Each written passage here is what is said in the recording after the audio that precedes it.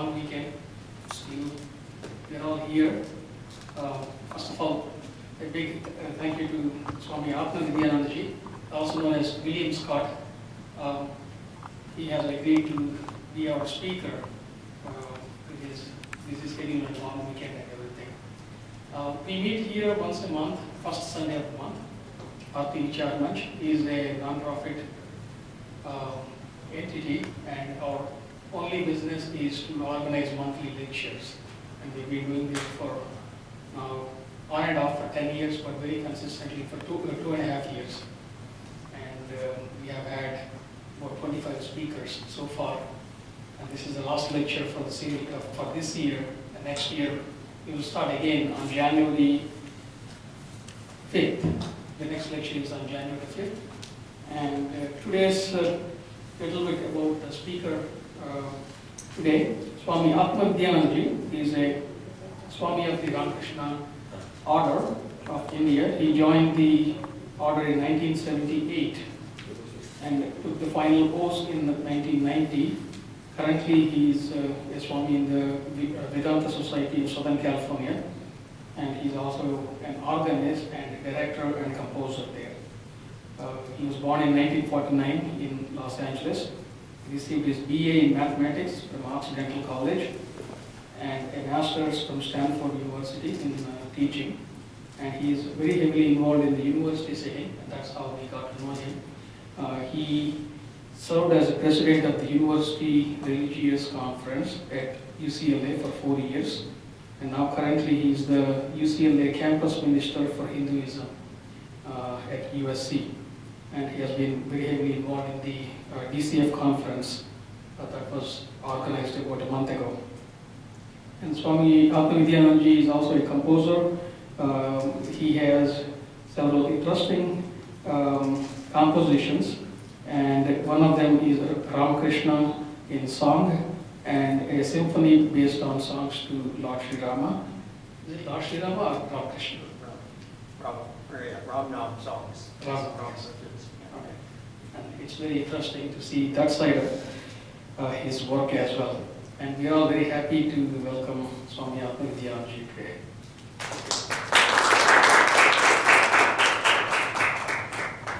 Well, thank you. It's a pleasure to be here. And I think it is important that we cultivate the importance of the Vedic knowledge in the modern world.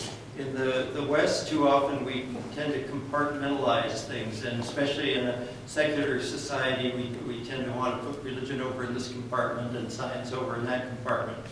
But Swami Vivekananda pointed out that truth is truth, and they should square with each other in some way. It doesn't have to be identities necessarily, because they're talking in different kinds of languages, and for different purposes, but there should be some sort of correlations involved. And I think that science and religion can actually help each other to sort of moderate their paths in some sense, and to keep each other on track. Historically, the record really hasn't been very good, however, at least in the West, because it seems as though sometimes our scientific thinking and our religious thinking end up in conflict with the history of the West. Some of the famous examples are in the early days of the Greeks and the Romans and the Egyptians. The philosophers had the idea that the circle was the most perfect geometric shape. And so all of the motions of the planets and anything in the sky, anything in the heavens had to have circular motions, because that was a perfect geometric shape. And of course that was a nice approximation to begin with, but then when they studied the movement of the planets, the better their measurements got, the worse the model was. And so then they had to design models that had circles going around circles. So you have an orbit this way, and then you have something orbiting around a circle that's going around a circle, and that wasn't good enough, and then they added another circle, so you had another little circle around a circle that was going around a circle, and so forth. And pretty soon they figured, well, this isn't working, and they had to come up with something better, and then they came up with the elliptical orbits and so forth. So that's one of the kind of famous examples of how we can get locked into a mode of thinking, and it sort of leads our science astray.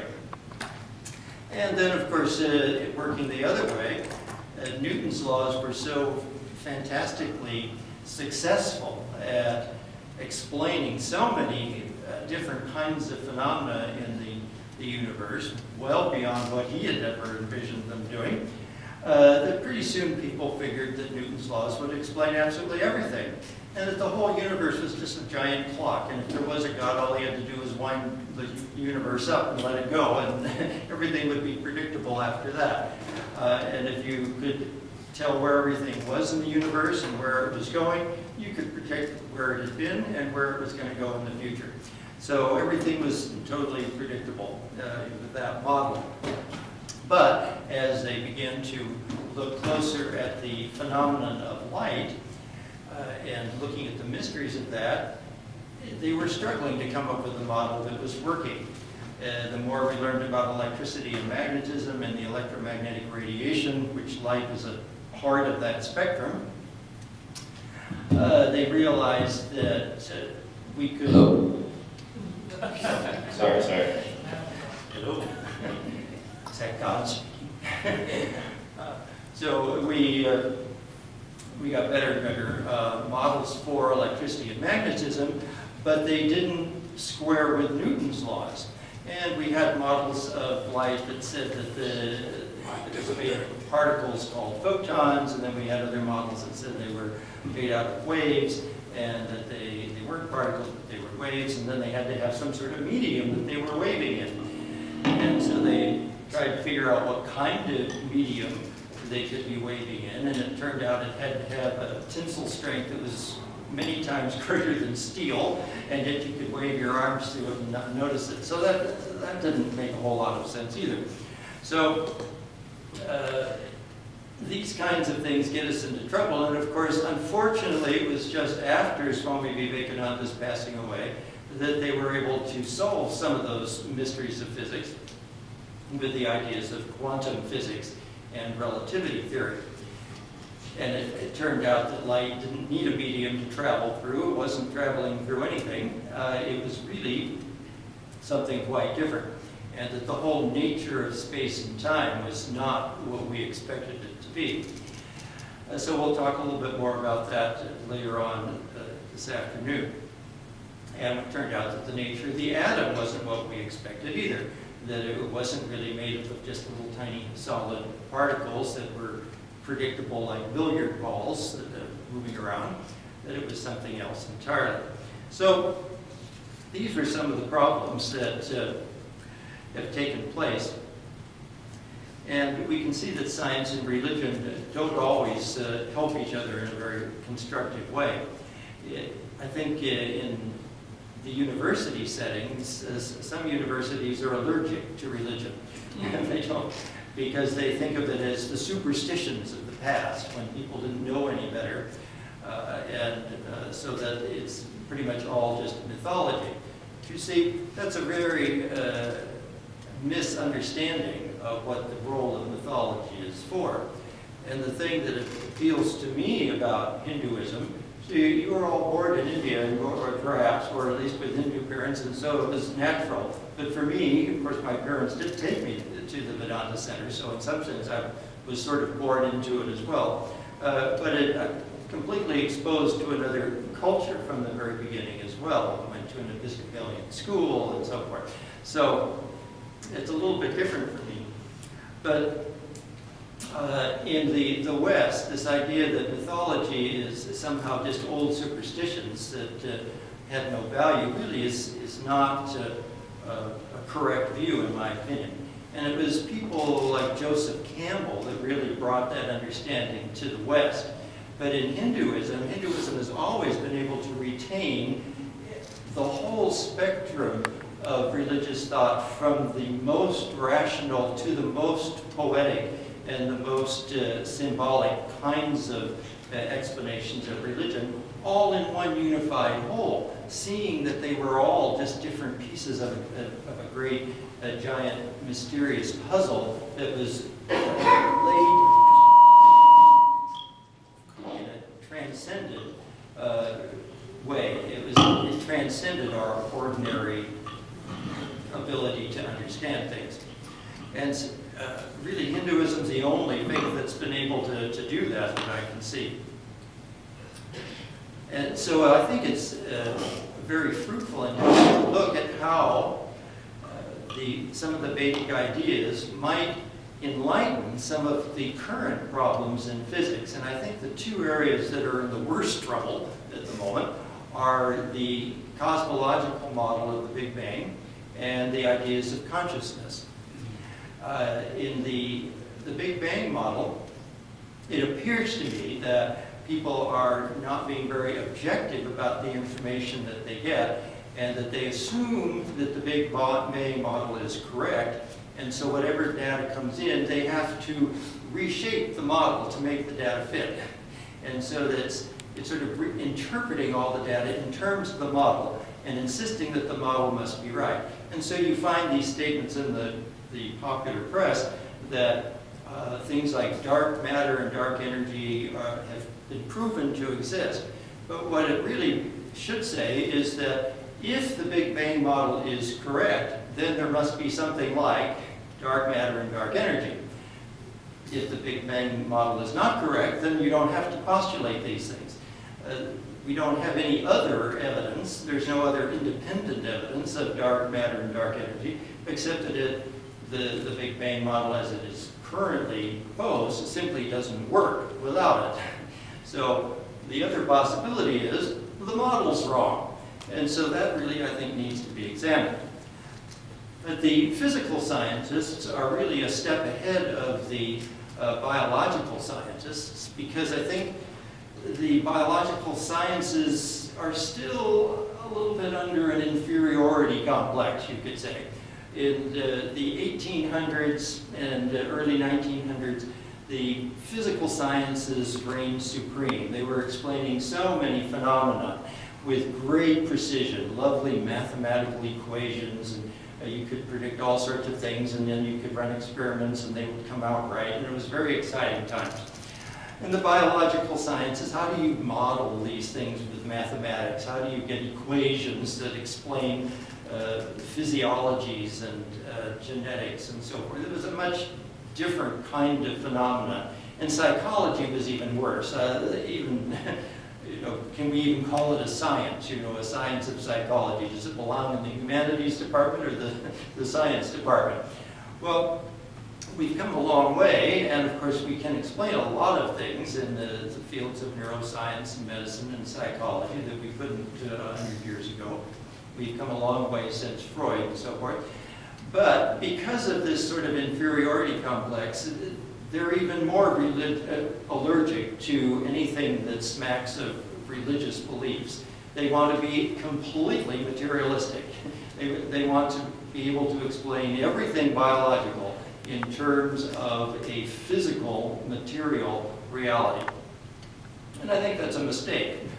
I think that's why they're stumbling on in so many areas, that they simply don't want to admit that there's some transcendent realm beyond this, what we're experiencing as our physical reality. And so let's take a look at these two areas. So we'll start with some cosmological ideas. See, tell me again about your time schedule. You want me to talk how long, and questions how long, and so forth? Probably about 40 minutes and then questions. Okay. So in the realm of cosmology, of course the problem with cosmologies is how do you get started? And there's the famous story of the anthropologist who goes out and asks the native medicine man what their belief is about the origins of the universe, and they say, well, God is a giant tortoise, and we all live on this giant tortoise. And then he says, well, what's under the tortoise? Well, there must be a bigger tortoise under that. And what's under that? Well, there's a bigger one under that. Well, where does it stop? It's tortoises all the way down. There's no place to start. There's no place to stop. So those kinds of explanations always get us into trouble. And nearly any cosmological model you dream up is going to have some place where it simply doesn't quite work. But I think Shankara's model really probably does the best job of avoiding the problems. There's still some gulfs there, and as Sri Ramakrishna said that on this side of Maya, there are lots of questions with no answers, but on the other side of the veil of Maya, the questions disappear. So there will always remain sort of this unanswerable gap in how things got started, in some sense. Right away, you can see the language is difficult. Got started. How do you start something if it's not in time yet? You see, even the Big Bang model postulates that space and time come out of the Big Bang, and with Shankar's model, space and time come out of Brahman in this apparent universe in the realm of Maya. So Brahman is beyond space and time. Space and time belong in the realm of Maya. And so that's the gulf that you really can't explain as to how one gets from one to the other. But looking at Shankar's model, we can ask ourselves, if you're not in space and time, what could there be? Now, of course, this points out one of the distinctions between Buddhism and Vedanta. The Buddhists would say nothingness. But Vedantins would say, if you're beyond space, then you could be infinite and undivided, because being finite and divided are space problems. You can't be finite and divided if there's no space. So without space, you could be infinite and undivided. And without time, you could be changeless, because changing is a time problem. You can't have a concept of change unless there's a concept of time. So we have the starting point then that Brahman is somehow the infinite, undivided, unchanging reality that's the basis of the universe. Now, do you have a hand mic I can use? No, just write those down. Oh, I have a big voice. You probably hear me playing without it. I used to teach school, so I had to talk loud.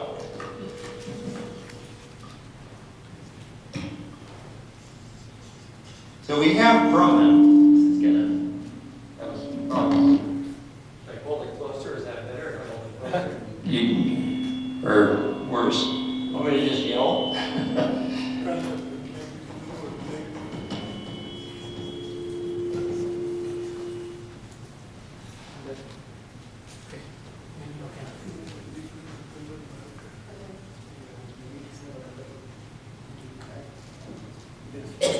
Yeah, it's not showing up very well. Well, maybe we'll just go with talking. Let's see. You're all pretty familiar with this anyway. Infinite, undivided,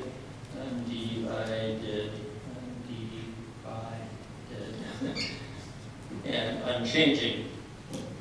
All right, so we start with that.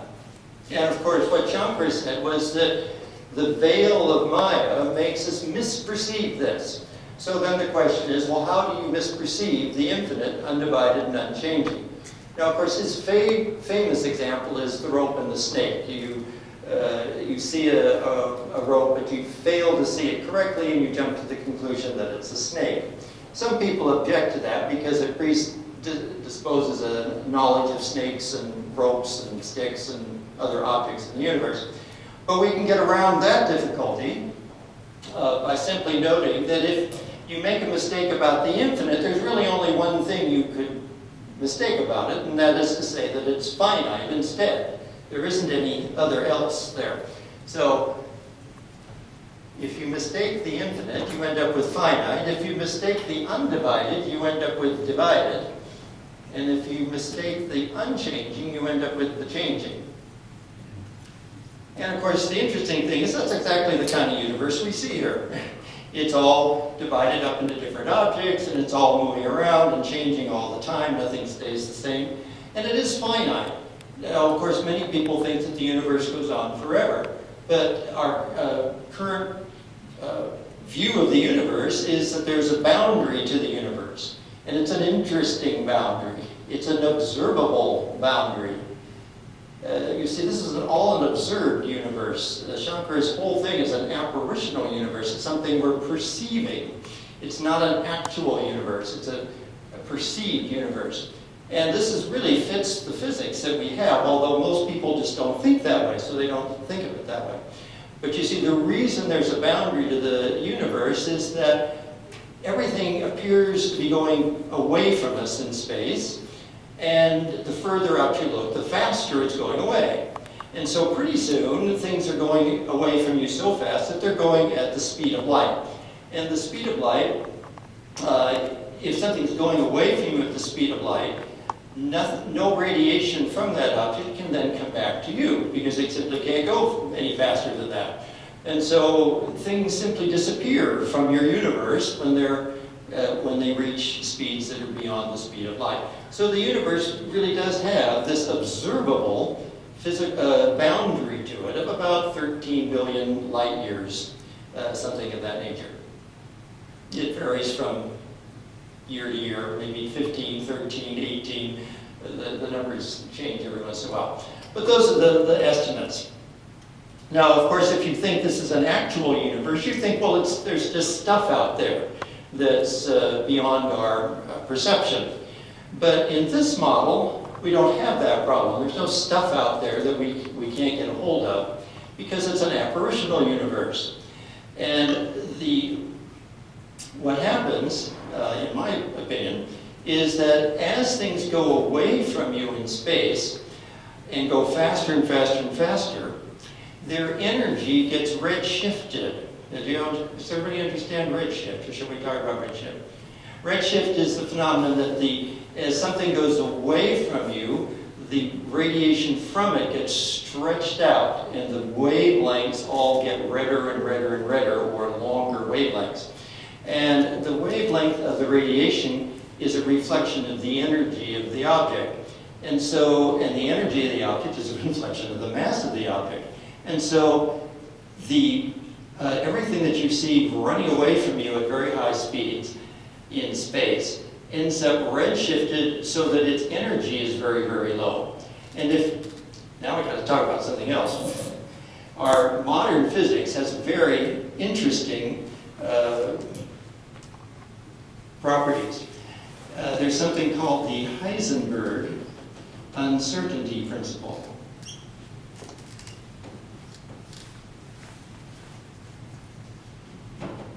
It's E, isn't it? And what that says is that when you're measuring certain properties of things in the universe, that you can't measure everything completely accurately. In fact, you can't measure anything completely accurately. And the uncertainty, which we'll call delta, in the momentum of the object, which is a product of its mass and its velocity, times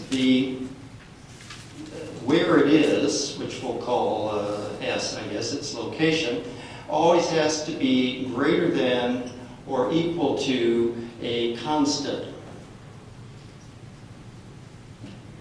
And so if you become more certain about this, you have to become less certain about this, so that the product is never smaller than this constant. And it's a very small constant.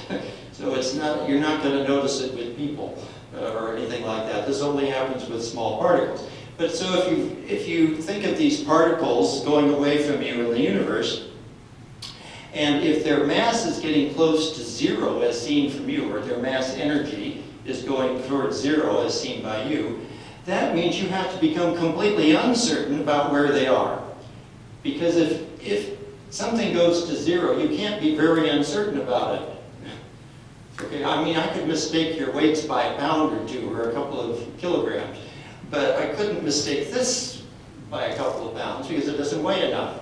And you get a subatomic particle that weighs almost nothing to begin with, and you redshift its energy to even less. You're getting very, very close to nothing, and you can't make a big mistake about nothing. It's nothing. And so your mistake all has to be here. So the particles recycle back into the universe. And so it's an apparitional universe in that it simply appears to all be going away from us, and when it goes away from you, you lose track of it, and it all recycles back in. So it's a very interesting apparitional universe in that sense. All right, so we kind of jumped ahead, but anyway. So we have Brahman, the infinite, undivided, and changing. We're perceiving it as the finite, divided, and changing. Now, let's look at the individual particles and see how these various properties manifest in the physics. When I first heard this, I was just astounded because I'd always had a little bit of trouble with Shankara's view that, you know, the world is unreal.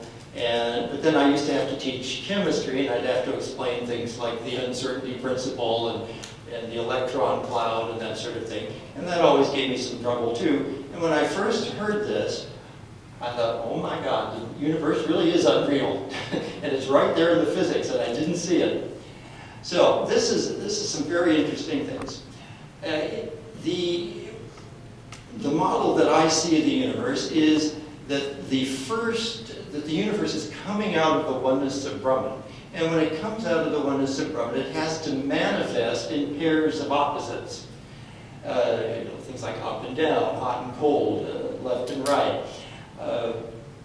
So in our physics, we see this as charged particles. That's one of the big dualities in our physics, is that we have two kinds of charged particles. We have electrons and we have protons. And they cancel each other out. Their charges cancel each other out. The total charge in the universe comes out to 0, just as you'd expect in an apparitional universe. If you're creating everything out of oneness, the pairs of opposites have to cancel out to 0. So let's look at the electron, the proton, and see how the fundamental idea that the universe has been created out of oneness as a subject and object split, basically a perceiver and a perceived. Okay, this is very interesting. To me, that's sort of the primary duality in the creation, is the perceiver and the perceived, or the subject and the object. All right, and of course, then you get an active perception coming along for the ride. All right, the electron with a negative charge hates other electrons, okay? Negative charges hate negative charges. And I used to teach calculus, so I know you can do this sort of thing, but it's probably been a while for some of you, but some of you may know calculus better than I do. But in calculus, you can pretend like you've got, say, one negative charge smeared out over infinity. Okay, you can make infinite intervals in calculus. And so we're going to integrate this now and figure out how much work do you have to do to squeeze that one negative charge down to the size we see that an electron is. And when you calculate the amount of energy it takes to do that, the energy that it takes to squeeze one charge down to the size we think an electron is comes out equal to the mass that we think an electron has times c squared, which is just what Einstein said. He said that the energy of a particle was equivalent to its mass times c squared. And there isn't anybody else home. It's not a little dirty particle with a negative charge on it. It's nothing like that. There isn't anything there except our mistake of seeing negative charge small. That's it. That's what gives it its mass, because it takes that much energy. We're doing a lot of work here, aren't we? We're seeing all these electrons small. A lot of work. So all of that energy goes into the mass of that electron. And it depends only on its smallness. It represents the singularity of the observer. Subjects, there only has to be one subject. But when you become a subject, you see multiplicities of objects. Where are the multiplicity of objects? Those are the protons. Where do the protons get their mass? Now you might think, well, it should be just the other way around. Plus charges hate plus charges, and so it takes energy to see them small. Well, why is the proton more than 18 times heavier than the electron? Where does all that extra mass come from? There has to be more energy built into the protons. What is it? Anybody know? The proton's mass is not dependent on just its size. The proton's mass is dependent on its separation from all the other protons in the observable universe. And that's due to the force of gravity. Gravity wants everything to fall back together again, and so it takes work to space it out into space. And the work it takes to space all the protons out into the visible universe from each other is built into the mass of the proton. Now, these ideas were passed by Richard Feynman, and he said if the expansion rate of the universe is the critical value, which there's always debates about, he says it looks like you're right. It looks like the electron is purely electrical and the proton is not. It's dependent on the gravitational field. So you have this very interesting duality of the protons and electrons. The protons are the observed and the electrons are the observer. And so you have this primary duality in the universe, and we have that's the main ingredients of this universe. We may have a universe of protons and electrons. And the electron's mass depends only on its smallness in the electrical field. The proton depends on its separation from all the other protons in the observable universe. Now, let's relate that to these three things here. The electrical charge, then, represents the infinitude, and the gravitational charge represents the divided. So I have to step back a moment and explain what I'm talking about here. In Shankar's view, remember, we have an interpretation of the three gunas that's a little different from what you get in Samkhya, but it's very interesting for this analysis. What he says is you have tamas, rajas, and sattva. And tamas is the veiling power of Maya, which makes us not see it for what it is. Rajas is the projecting power, which makes us think that something else is out there. But sattva is the revealing power. Now, when you read about Advaita Vedanta, it's really the first two things that are emphasized. Because they keep telling you the world's unreal, all this is an illusion, Brahman alone is real. But if you look at it from the more Shakta perspective and the perspective of the Tantric traditions, they would include this and tell you, well, the sattva is the revealing quality of Maya. There's something about Brahman that's showing through here. You can't mistake a rope for a toaster. Okay, they're just not similar enough. So we have to ask ourselves, we've mistaken the infinite undivided and unchanging for the finite divided and changing, so we've failed to see it correctly and we've projected something else. But what is it that shows through about the reality of Brahman in the physical universe? How does the infinite show through? Well, it's the electrical charge.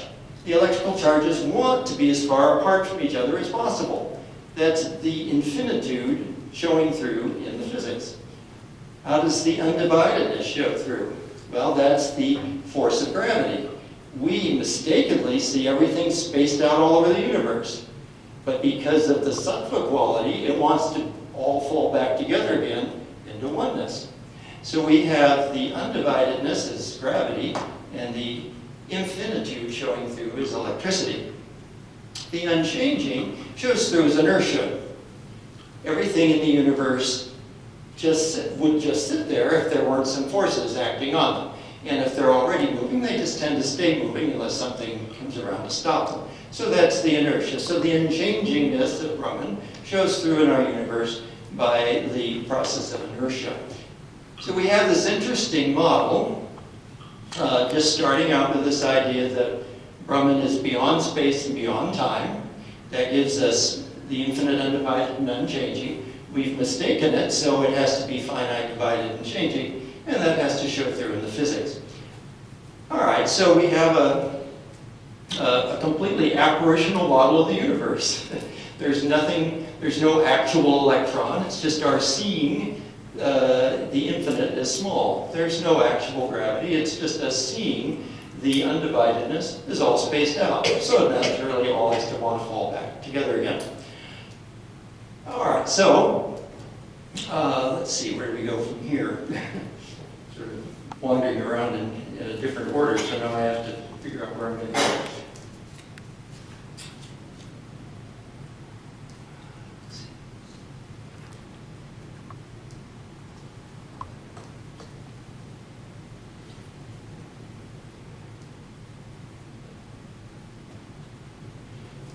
Oh, yes, Einstein's relativity theory. That should be our next topic. Actually, there's something interesting about Heisenberg's uncertainty principle. If you think about it, if this is an apparitional universe, if you started with the hypothesis that this is an apparitional universe, you'd predict that there'd have to be an uncertainty principle. Because how certain can you be about an apparition? Swami Atmavidyananda used to say, the most you can know about an unreal thing is that it's unreal. If you've mistaken a rope for a snake, we can sit around all day trying to figure out what species it is. Nobody's ever going to be right, you see. So you'd expect an uncertainty principle because you can't possibly be certain about a mistake except for the fact that it's a mistake. All right, now Einstein's other revolution was the theory of relativity, which says that the speed of light is constant. It's not going with respect to anything. That it seems to be made to the universe. It's a physical property of the universe. The light has a speed to it. And therefore, the distances that different observers measure and the times between events that different observers measure will have to be relative. They're not going to be absolute. So Einstein said there is not an absolute platform of space and time that exists out there, but that it changes depending on the observer. So, as a concrete example, suppose you have two events, event 1 and event 2, and two observers observe these two events. So one observer is sitting down here, observer number 1, and observer number 2 is flying by at some tremendous speed, like 95% of the speed of light. All right, so observer 1 will measure these two events and will perceive a particular distance between them, d1, and a particular time between them, t1. Observer 2 will observe a different distance between the two and a different time between the two. Now, all the experiments showed that this seemed to be correct, but it bothered Einstein because he liked this idea that this was a real universe. So I thought there's got to be something that everybody will agree on. You can't get these people to agree on the time, can't get them to agree on the distance. What would they agree on? Can't you people agree on anything? So he mathematically figured out what will all observers agree to.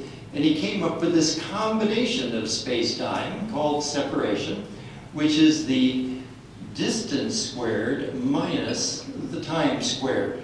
And all observers, doesn't matter if you're this one measuring D2 and T2, or this observer measuring D1 and T1, if you put either sets of those numbers in, they'll come up with the same S. They'll both agree to that. All right, now this has a very interesting consequence, however, if you talk about two events that are separated by a light beam. For example, the event that light leaves the sun and arrives here on Earth, or the event of a radio signal leaving the moon and arriving here on Earth. Those events travel at the speed of light, and so their distance, if we measure them in something like light minutes or light seconds, we can also measure their the time and the distance both in those kinds of units. So, for example, light leaving the sun takes about 8.5 light minutes, or it takes about 8.5 minutes to get here, so we call that distance 8.5 light minutes away. So if you put those numbers in here, and you have to put numbers in there with those kinds of units in here, you would see that you get 8.5 squared minus 8.5 squared, and it comes out 0. There isn't any objective separation in this combination of space-time that we have to use in order to get an objective universe. Now, if the events are separated in space and time, and not separated by, not connected by a light beam or a radiation of some sort, then you'll get some non-zero value for S. But if it's two events that are separated by radiation, you always come up with 0. So philosophically that says that you are objectively not separate from anything that you perceive in the visible universe. We see everything away from us in space by the trick of seeing it backward in time.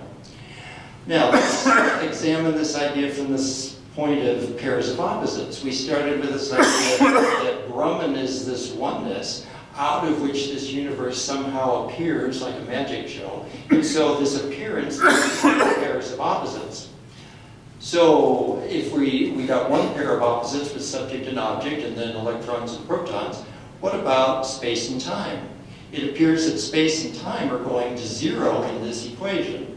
And indeed, I think that is true. I think that space and time are a peculiar pair of opposites, because the observed universe that we see, that Einstein set us straight on with the relativity theory, it only works mathematically if we see that everything we see away from us in space, we see backward in time.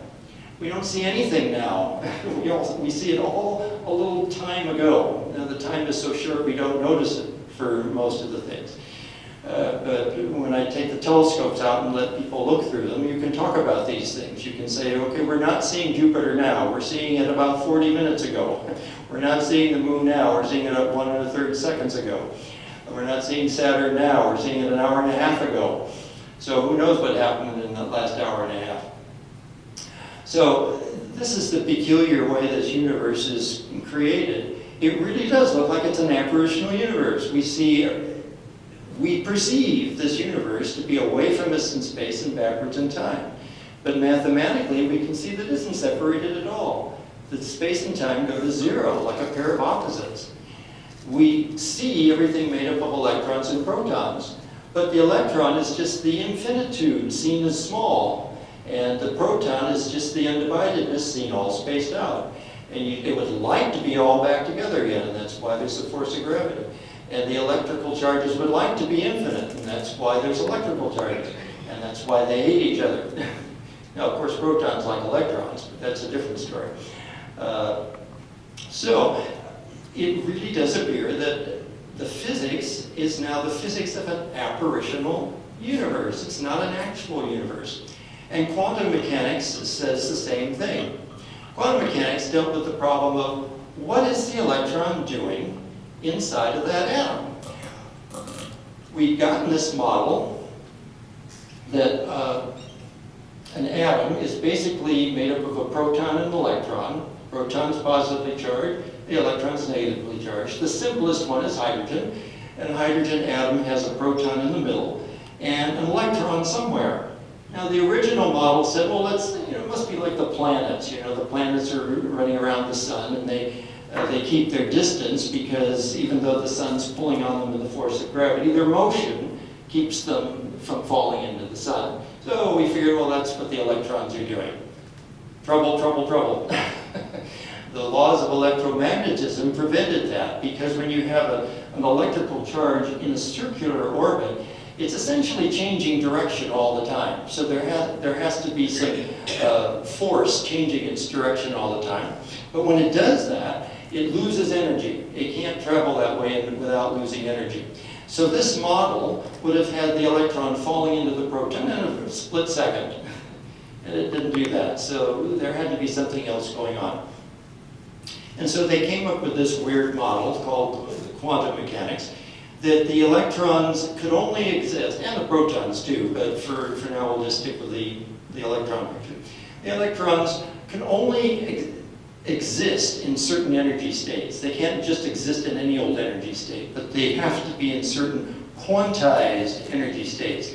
And if they can change from one energy state to the other, but when they do it, they just disappear from one state and reappear in the other state. Now, this is supposed to be about a real world. It doesn't look like a real world anymore. Now, the way most physicists see it is that, well, this is just the way we have to model something we can't model any other way. And they most of them still think in their guts that it's a real universe.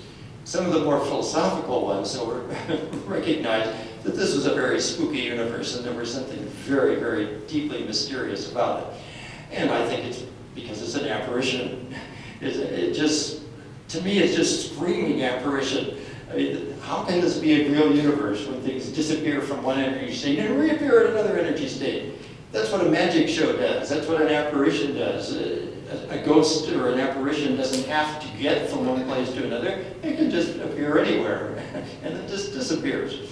And that's exactly what this is doing. So this was the quantum model, and this is where Heisenberg's uncertainty principle also came into play. They realized that if you try to measure something this small, no matter what you do to measure it, you're going to disturb it. And so your very act of measuring then creates a problem. And you don't really know what it is you measure. You just lost some of the information you were trying to get. You just messed up by trying to measure it. So that's how Heisenberg's uncertainty principle came about. So it appears to me that both the quantum mechanics and the relativity theory point to an observed universe, not an actual universe. Now, how do you get to this problem of consciousness out of this? Well, it seems to me that this universe is what Amit Goswami calls a self-aware universe. The way the apparition is created, everything is aware of everything else. And if you look at the physics again, look at the proton. Every proton knows about every other proton in some rudimentary sense. I mean, know is kind of a strong word perhaps. But its mass depends on it being separated from all the other observable protons in the universe. If you suddenly were able to make half of those protons disappear, its mass would go down. It would know something in its guts had happened, all right? What happened to the rest of the universe? I don't weigh as much anymore, okay? It feels the force of gravity of every other proton in the observable universe. So the whole universe is aware of itself. Every proton is aware of every other proton. It wouldn't have the mass it had if it weren't for all that other mass. So this consciousness of itself is built in to the apparition. Now the other interesting thing, then it's probably time for questions, is the 5 elements. And again, this is something that most people would say, oh yes, wasn't that a cute, quaint idea that the ancients had, that everything was made up of 5 elements. Now we know there are 92, and we've created more than that, way over 100 and something. But you see, that's a complete misreading of elements. So let's look at our 5 elements. We have Akasha,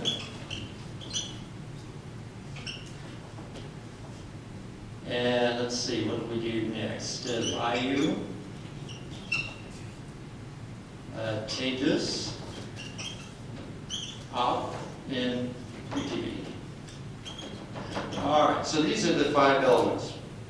Now, you see the difficulty is we tend to think compartmentalized matter and energy. But again, Einstein said that the energy of something is its mass times c squared.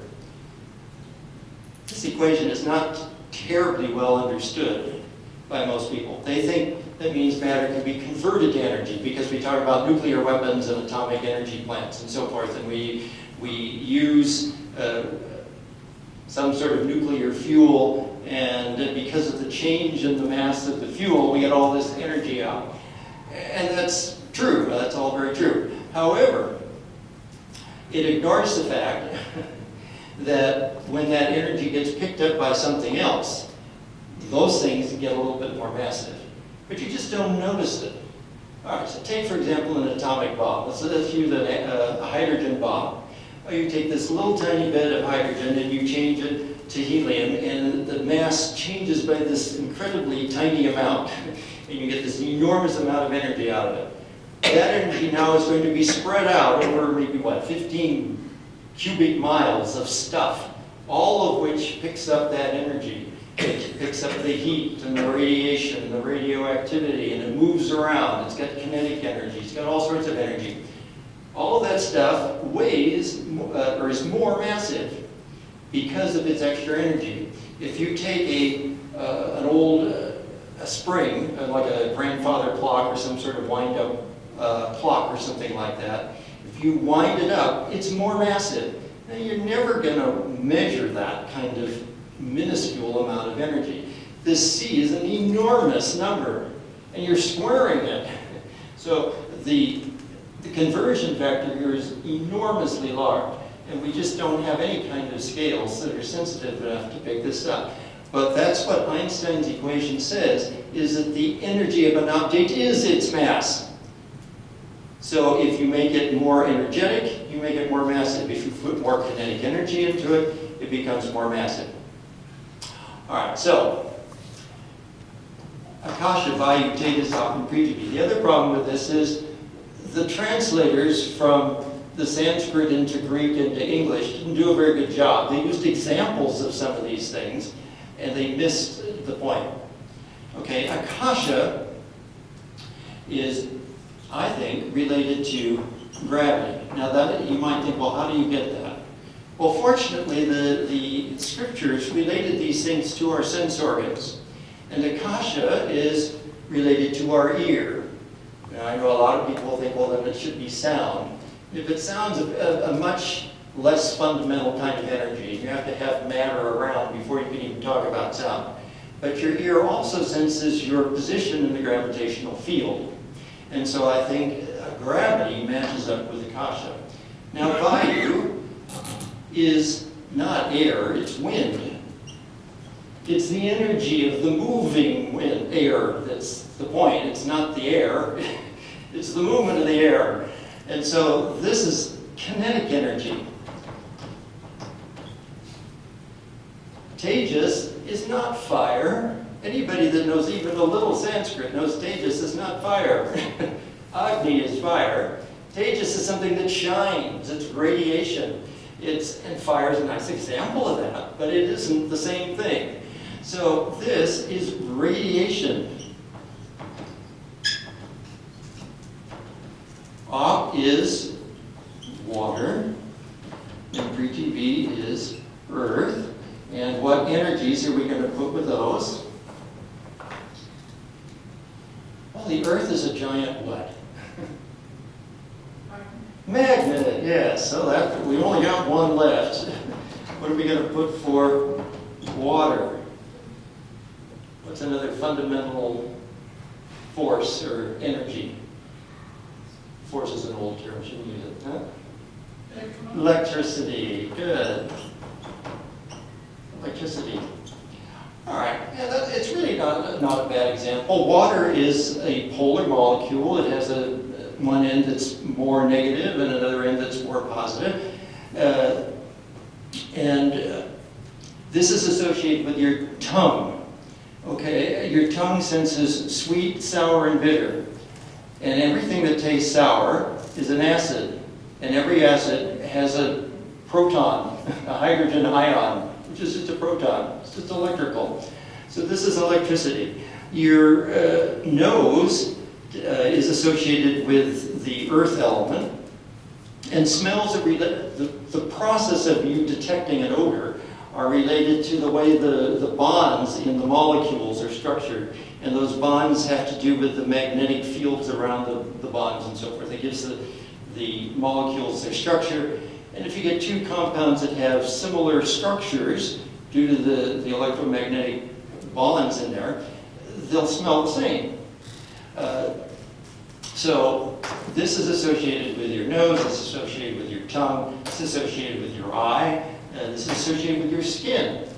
Skin is kinetic, associated with temperature changes. You sense temperature changes with your skin. So that's kinetic energy. So the 5 basic energies in the universe really match up with the 5 elements. And so if you think E equals mc squared, this universe really is made up of those 5 elements. By George, they were right. They weren't wrong after all. You got these 5 energies, and it's the energies which go to make up the physical matter. It's because those energies are infused in those things.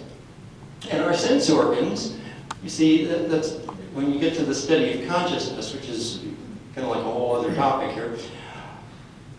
People think we're conscious because we have sense organs and we can perceive the environment and we know, what's cold and what's hot and what's yellow and what's blue, and we're very sophisticated.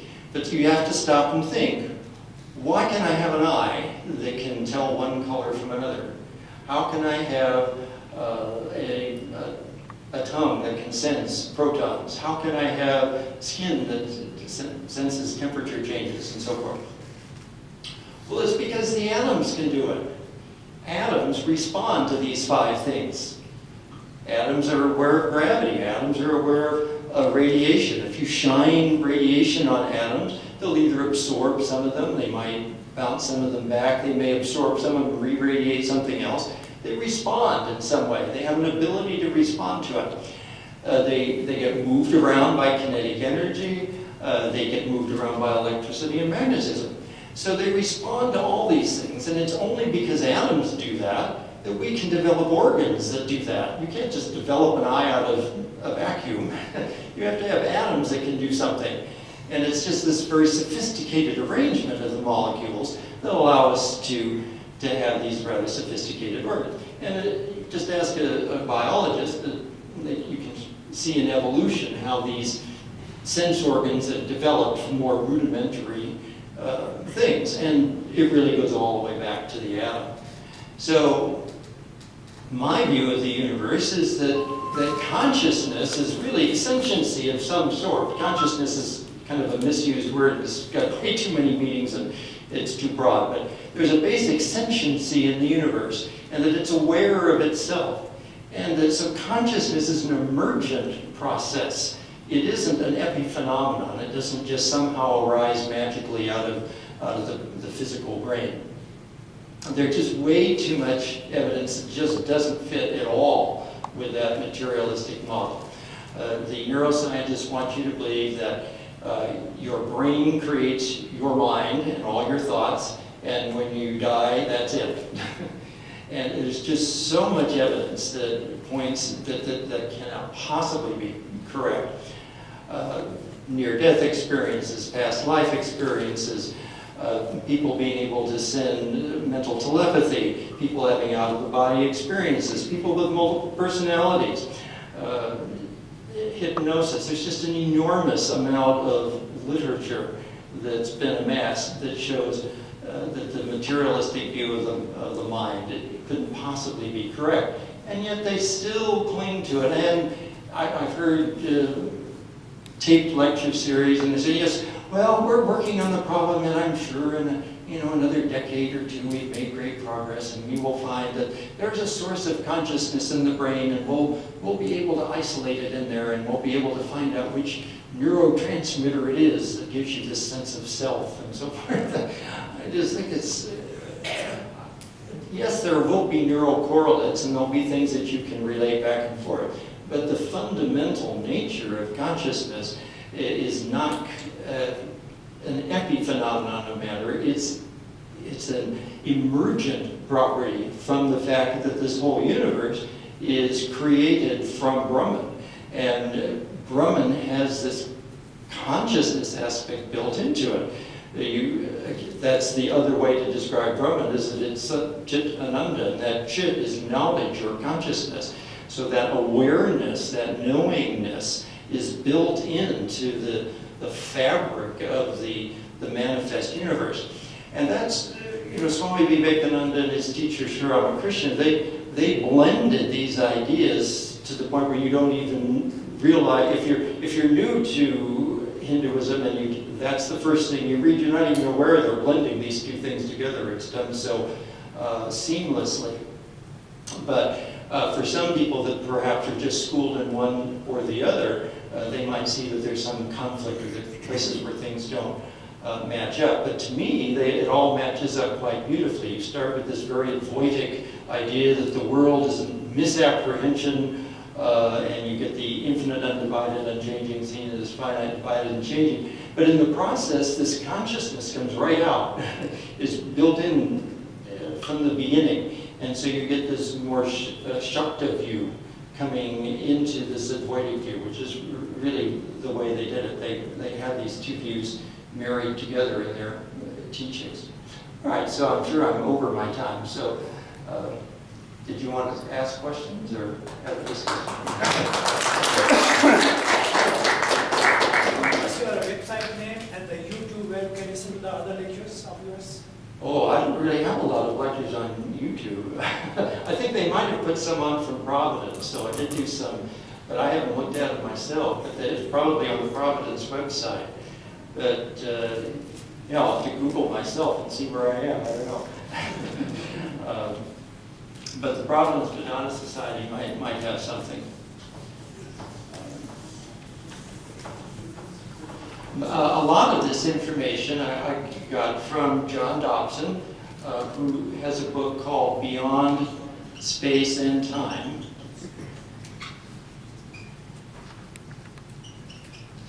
And then Amit Goswami, this is John Dobson.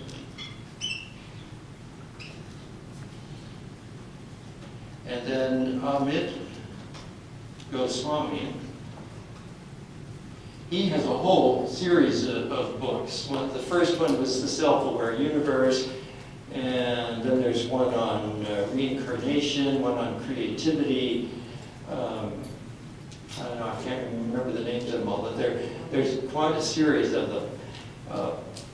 And his background was a quantum physicist, and he began to get interested in mysticism and met some mystics and started studying and realized that quantum physics had put consciousness back into the physics.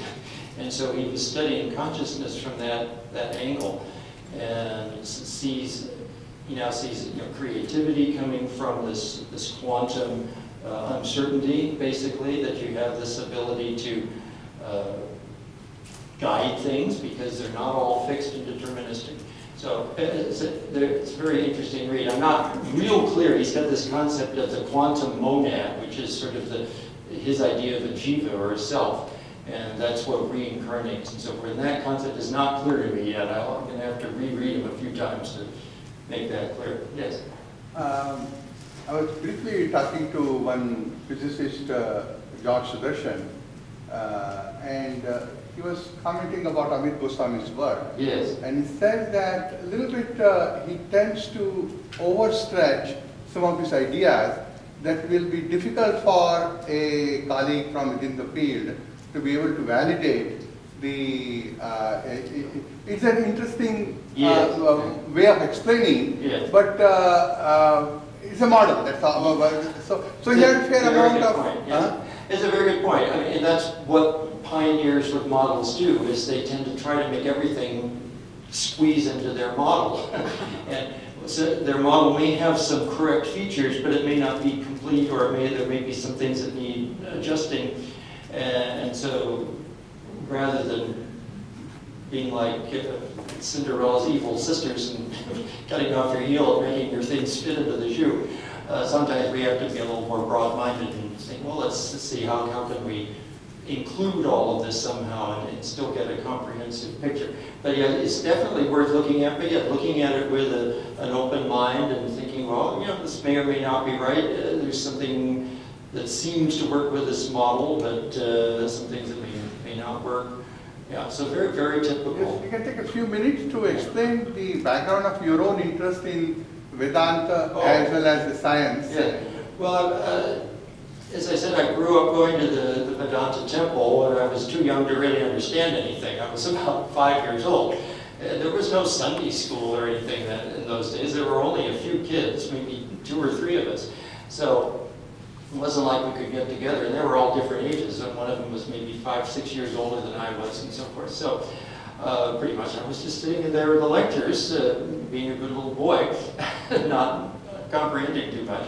But gradually, as I got older, I started picking up more and more information, of course. But when I went to college, I was very fond of mathematics and chemistry. That's what I majored in. And I taught school for a while in high school. I absolutely loved teaching high school. And so that was really my interest in that. And then the year I joined the monastery, John Dobson started giving his lecture series there. Swami Swahananda had invited him down to give a series of talks. And so he gave about 12 talks, I think, for about 2 hours each. So a long series. He called it Astronomy was the title of his course. And he had taught this at the junior colleges up in the Bay Area for quite a while in the Science Museum up there. I've forgotten the name of the museum. But he sort of developed this really out of a request of Swami Ashokananda. He had been in the monastery for many years, and Swami Ashokananda said, "Do you think you can put Advaita Vedanta together with modern physics?" And John had had a pretty good background as a chemist at Berkeley. He graduated with a degree there and then worked on the Manhattan Project for a while. And he was an extremely bright man. So he worked on this project for many, many years and continued to work on it after he left the monastery. And came up with most of this model that I presented today. So I had also been interested in astronomy as a kid. My dad built a telescope when I was probably 6 or 7 years old. And so just got used to having a telescope around. So, yeah. The way you're explaining things, it seems like if A is equal to B and B is equal to C, then C must be equal to A kind of thing. Yes. And that is the one aspect of it. The other is that if you're explaining everything in terms of energy, you seem to be implying that Brahman is big source of energy and we're all sort of the subsets of that. Yes, actually you're correct. If you look at physics, a lot of our things go to zero. You know, the total momentum of the universe goes to zero, the total angular momentum goes to zero, the total charge goes to zero. Energy does not go to zero. Energy is there. Energy is existence. Energy, I think, does square up with Brahman. It's the manifestation of Brahman in the universe. Absolutely. Then there lies a contradiction. If we are a subset of that energy, Yes. then this cannot be Maya. Isn't that a contradiction? Well, you see, that's, even Shankar has to admit, you can't say Maya is unreal or real, because you get into this trouble. It's in the analogy idea, and again, this is it's kind of the unanswerable question. We just don't understand how can this universe be and Brahman not be changed? I mean, that doesn't make. How do you change the changeless without changing the changeless? It doesn't make any sense. And again, it's one of these things that on this side you get questions with no answers, and the other side, once you're over there. And the analogy I like the best is the dream analogy. And the reason I like it is we don't have any explanation for why we dream either. We know we have to dream, and we don't know why. And it's sort of like that. Brahman has the power to manifest this dreamlike universe, and we don't know why. It just does. It exists, and so we have to explain it some way. So this is a model for explaining it. And so just as with our dream world, it all comes out of our head. And when we wake up, we realize it's not real. Now, it doesn't mean you didn't have a dream. So you see, that's where the real and not real come in. I had a dream. It was a real dream. But it's nothing like this reality.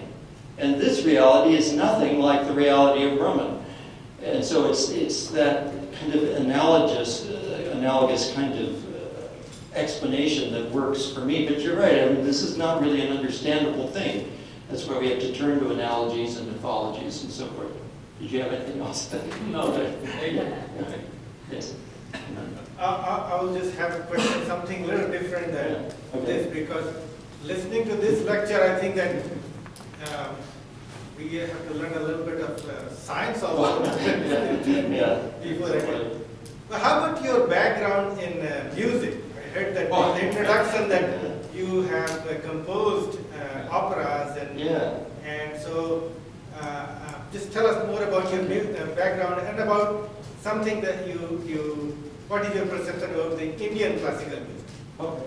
Did you want to ask something before we get off the topic? All right, we'll do your first question and I'll get back to you. Well, I was on that subject, the Brahman. The Brahman is just light, or it's not changeable. It's just steady, inanimate, immovable. And then it's not really energy. The energy is produced from there. Because when you our perception of it is energy. There. Yeah. From Brahman's standpoint, who knows? He's not perceiving it anyway. But from our standpoint, I think that's what it looks like. I think that existence looks like energy to us. Yeah, the energy is produced Yeah. from that inanimate, and then Yes. that's Right. Srividya, that's all. Right. You know, the three energies, the sound, the light, Yeah. is produced, and Yeah. that's how the universe is. Okay, this kind of relates to the next question, because sound. A lot of people, yes. So before we go to this music and divert from the subject, how you will explain the entropy in terms of this? Yes, entropy. I'll explain entropy for people who may not be familiar with the term. Entropy is the scrambledness of energy, or how usable energy is. The cleanest energy is hydrogen gas falling together by gravity to form stars. You can get a lot of energy out of that process. Scrambled energy is having a warm glass of water and a cool glass of water. It's very difficult to get much work out of that. There's just not enough energy differential there. And so we say energy tends to go from a usable state to a less usable state. That's the nature of things. And in the current view in physics is that this universe is headed for what they call the heat death of the universe. Because pretty soon all the energy of the universe will be scrambled up and homogenized, and everything will be a uniform temperature, and there'll be no way to get anything done. There'll be no more hydrogen falling together to form stars. All the stars will have gone through their entire life process, and that's it. So then, of course, the only other way out of that is to magically produce another big crunch. So some models have a big bang, and then a big crunch, and then a big bang, and a big crunch, and so forth. The trouble is there's no reason for any of that happening. Of course, there's no reason for any of these models, except that it exists. But the difficulty I have with that is if you get everything in the universe in one place, how are you going to get it to expand suddenly? You're in the middle of a black hole, you see. The apparitional model is the only one that I can wrap my head around. I don't know how you get out of a black hole here and suddenly have this enormous Big Bang. The other problem with the Big Bang is how do you get things to bump into each other? If you blow something up, all the particles are going away from each other. They're not running into each other. Well, that's a problem. And then you get the antimatter and matter problem. And then they have to invent inflation. So now you've got this enormous universe, and now you've got just a little tiny bit of it creating the universe that we see, which we think is enormous. By inflation, you suddenly have to inflate away all the rest of the antimatter. I mean, all these things are created for this model. It just doesn't make sense to me. So anyway, in this model, the entropy always stays the same. Locally, it appears like it's getting worse and worse, but since, as in this model, as things appear to be going away from you and they get lost at the border, they recycle in as fresh hydrogen. And once they recycle in, you get fresh hydrogen falling together by gravity, you get new stars and so forth. Now, I think that actually fits what we observe up there better than the Big Bang model. The Hubble telescope did a measure of the amount of hydrogen clouds between a couple of galaxy clusters, and they found a lot more hydrogen than they expected. Now, if they found that much hydrogen, if you extrapolated that through the entire universe, there'd be an unexplainable amount of hydrogen that's just sitting out there doing nothing for all these billions of years. Why hasn't it already fallen together? Why do we see new stars forming all the time? So I think this apparitional model works a lot better. Now, we'll talk about vibrations and music and sound because it kind of ties into the creation as well. It's a whole other model, but it's very similar in some ways. And of course, when you ask what is the universe created out of, and if you talk about Akasha and so forth, a lot of people with a Hindu background is going to say it's made out of Om, it's made out of sound, and so forth. And that's in the scriptures, and it's a lovely metaphor, but it's a metaphor. This is a little more specific, but it doesn't mean that metaphor doesn't have value. To me, you can't create something out of sound. You have to have something already there to vibrate. So you can't create the matter out of sound to begin with. But to me, what that means is that the universe is vibrational. And that fits this idea that the universe has to be made of pairs of opposites. Vibration is something going back and forth like this. You can't vibrate in one direction. You have to go up and down. You get pairs of opposites when you vibrate. So we get positive and negative charges. We get things moving this way and that way. We get angular momentum this way, angular momentum that way. Everything's in pairs of opposites. Everything's created in this nice way that all balances out. And so it's a vibrational universe, and indeed that's what we see. We see the electromagnetic radiations explained as vibrational waves. Gravity is explained as vibrational waves. All of these processes seem to be vibrational in nature. The whole atom is now looked at as a wave model. It's the wave mechanical model of the atom. So the whole universe is created out of these standing wave patterns, is what they are.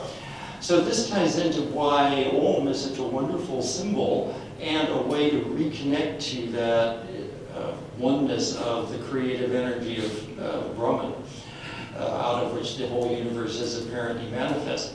And another analogy is a musical instrument. If you don't like the dream analogy, you can use the musical instrument analogy, where you take a musical instrument like a piano or a sitar or a vina or something of that nature, and you can play all this lovely music. You're creating all these vibrations, and you're filling the whole room with all these beautiful sounds and creations. And the instrument just sits there. It's perfectly fine when you're done, hopefully. It's perfectly fine. Hopefully you haven't destroyed it.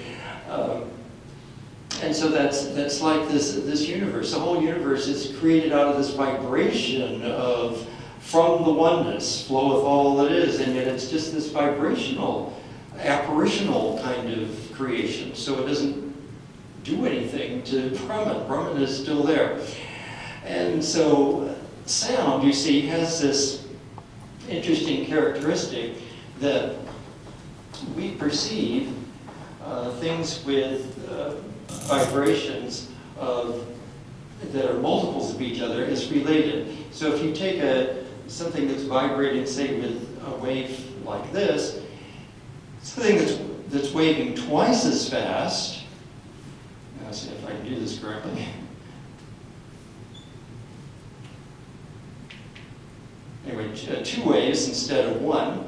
That sounds like the same note, only an octave higher. So why does it sound like the same, and yet it's not the same? Well, it's because the waves fit in nicely like that. Eventually the peaks start to match up again. And so this phenomenon of acoustical sound, where the different kinds of vibrations match together in some sense, creates what we experience as pleasant sounds or unpleasant sounds. Now, in Indian music, you frequently have a drone, and to me this symbolizes this fundamental note out of which all the other notes are created. If you, it's getting a little technical, but if you play a very low A, for example, if you then double the frequency, you get the next A up here. And if you double that again, you get a fifth above that. And then you get another A, and then you get a third above that. And you keep going, and eventually you'll get all the notes in the scale, but they'll all be in the wrong octaves. They'll all be way up here in these higher octaves. So the way we get our scales is by taking these overtones and translating them down into this octave, and that's how we get a scale. And Indian music takes more overtones than most cultures do. Many of them took fewer, and they only have 5-note scales because they've taken fewer overtones. Indian music has included a vast number of overtones and translated those down. That's where you get quarter tones, and so you have even shorter intervals between the notes. But the drone represents that everything is really coming from this oneness of one note, basically. And so and everything is a play on that. All the other notes relate to that note. They all relate to a tonic note down there. And so you have all these interesting ragas where the various melodies are spinning around with the drone down there, spinning and relating to that one note. This is the play of Maya, all of this play, all relating to the oneness. It all came out of the one. So that's kind of a metaphorical way of looking at music. Now, in Western music, we also have a concept of key and shifting keys. And so rather than keeping one note going through the whole time like a drone, we relate everything back to a tonic sound. So if you're in the key of A, you might shift to a related key. You might shift to the key of E, and then play around, do the same melodies you did in A, do them up over in E. And then to conclude the piece, you come back and play it again in A, that kind of structure. So Western music plays around with these kinds of harmonies and uses chords of harmonic interest. But all these chords, again, relate to the tonic. Certain chords lead back to the tonic more readily, and some lead you further away. And so you get this sort of journey wandering through the sound, and a skilled composer knows how to manipulate these particular harmonic structures so that it lends interest in it. You don't feel completely lost, unless that's the intention. Sometimes, for example, if you're writing music for TV, you'll hear very odd music, and you might feel lost, and then maybe that's what they want you to feel, because that's what's happening in the drama. So they'll use that kind of technique. I'll frequently walk through a room where somebody's watching TV, and I can say, well, it sounds like something, and sure enough, I'll be right half the time. You can tell from the music what's going on in the plot. So, and of course, operas and things exemplify that as well. So that's sort of a very quick summary of music. And my interest in music got started very early as well, about the same time. Well, really, before I could walk, my mother said I used to play records. I listened to records all day long. Most kids are playing with rattles. I played records. I don't know why. So all of that music just sort of got into my brain. My brain got molded according to all those classical harmonies. And I actually studied with a teacher that was a Vedantist. He was the organist at the Methodist Church. If you've been to the Hollywood Temple, there's that big Methodist church at Hollywood and Highland, or Franklin and Highland. He was the organist there. And so he couldn't come to Sunday services because he was playing there. But his wife was the manager of the little bookstall in Santa Barbara. They actually had a home in Santa Barbara, and he only came down 3 days a week to do the choir and the organ job in Hollywood. And then he'd go back and stay with his wife in Santa Barbara. So they were close devotees, and one of the monks at the center actually got me as a student for him. In other words, he didn't really want to take young kids, but as about 9 years old or something, he talked him into taking me as a student. So I studied with him, and then studied with many other people after that.